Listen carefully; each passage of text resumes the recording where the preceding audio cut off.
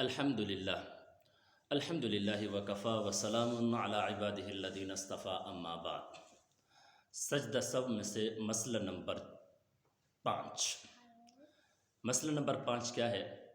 وہ یہ ہے کہ اگر امام نے کسی آیت میں تکرار کی، امام نماز پڑھاتے ہوئے کسی آیت میں تکرار کر دی، یعنی بار بار پڑھ لی، جس کی وجہ سے ایک رکن کے مقدار تاخیر ہو گئی۔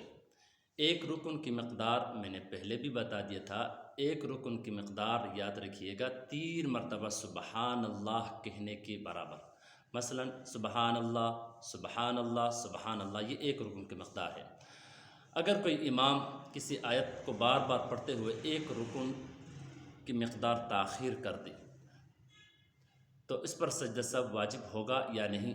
تو یاد رکھیے گا، اسی طرح اگر پیچھے مقتدی بار بار لقمہ دیا، جس کی وجہ سے بھی ایک رکن کی مقدار تاخیر ہو گئی، تو ان دونوں صورتوں میں یاد رکھیے گا تو اس پر سجدہ سہو واجب نہیں ہے، اس پر سجدہ سہو واجب نہیں ہوگا اور اس کی نماز فاسد بھی نہیں ہوگی، اس کی نماز مکمل ہو جائے، سجدہ سہو کرنے کی ضرورت نہیں ہے۔